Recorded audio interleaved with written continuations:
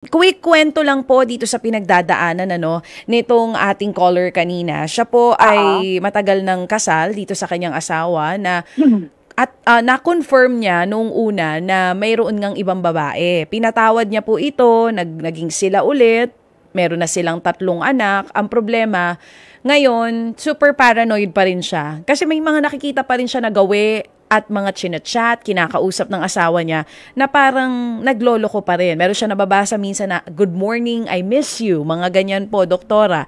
Ngayon, Oo. sa sobrang pagka-paranoid niya na baka niloloko siya ulit, though hindi pa naman confirmed kung talagang babae ito, ang ginagawa niya, nagiging stalker na siya nung asawa niya. Kanina nga po, medyo naiiyak at naluluha na siya. Naiyak na siya actually, habang sinasabi niya na bakit daw ba ganito yung kanyang sitwasyon? Bakit naman daw yung ibang babae, hindi ganito yung sitwasyon? Tawagin ko po ulit sa linya, Dr. Camille, itong si Gracia, para kayo po mismo ang kumausap sa kanya kung bakit Okay. nga ba may mga babae na pumapayag sa ganitong klase ng relasyon kahit obvious na niloko ka na at mukhang niloloko ka pa rin at sinasaktan din pala siya physically, doktora. Ay, okay. May mga pagkakataon halimbawa na kunwari kukumprontahin niya, babae mo ba to? Meron daw mga times na nasasaktan siya. Minsan daw may mga pagkakataon noon na nakikita pa ng mga anak niya na nabubugbog siya nung asawa niya. Nandito po sa kabilang line si Gracia ng Cebu. Gracia? Yes po. Yes po.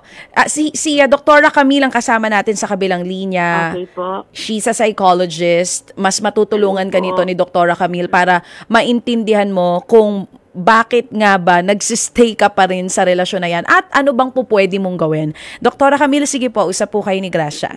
Okay, una-una Gracia, yung nangyayari sa'yo, meron tayong tinatawag na battered wife syndrome. Ano yun? Ibig sabihin kasi nun, halimbawa kung merong mga pangyayari na kagaya niyan, simpleng away nung umpisa, pero nadaan sa selos, tapos nasasaktan ka na, isang beses na nasaktan, pwedeng hindi pa natin masasabi na meron kang yung ganitong klaseng simptomas. Pero yung palagi ka nang nasasaktan at umabot sa punto na nag-iisip ka na palaging merong babae na yung asawa mo, hindi na maganda kasi nagiging stalker ka na.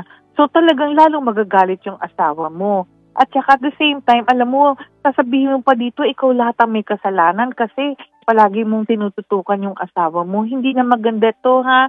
Kasi ang dapat nating iisipin, Gracia, pagdating sa ganyang pagkakataon, yung ating tinatawag na self-care o yung pangangalaga natin sa sarili natin. Dahil kasi, unang-una, kung ganyan yung asawa mo, alam mo na nangyayari yan ever since. Pangalawa, hinahayaan mo na ikaw, yung sarili mo, masasaktan. Alam mo, sa ibang tao yan, pwede na sila magdemanda ng tinatawag na violence against women and their children.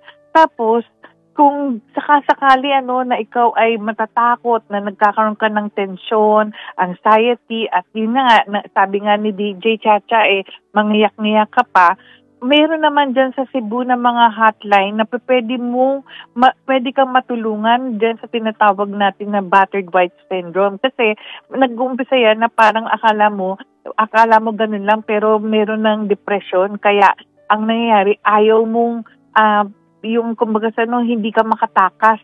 Dahil kasi iniisip mo ikaw palagi may kasalanan.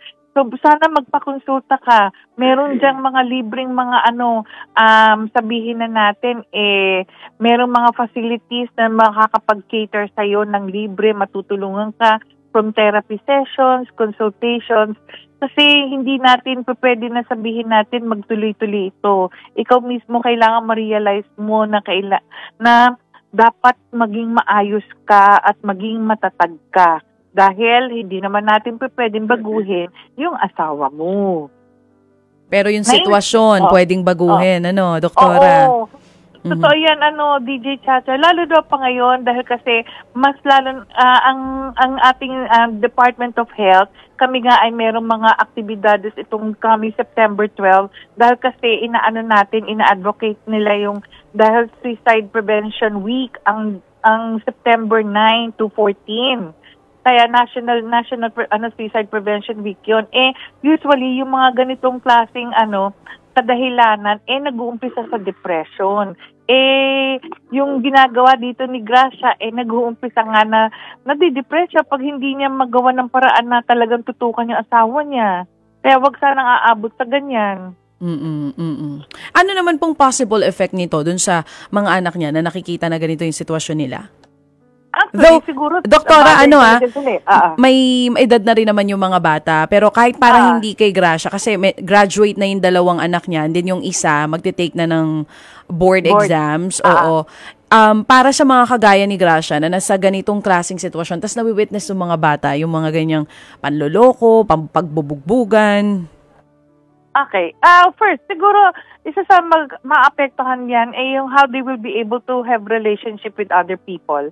Like, halimbawa, kung gusto nilang magkaroon na ng karelasyon, magkaroon ng commitment, it's either pwedeng talagang maging positive na hindi ko hahayaan na maging ganyan yung mangyayari sa akin, or ang mangyayari sa sobrang natakot sila doon sa pangyayari ito, mahihirapan sila magkaroon ng relationship with other people.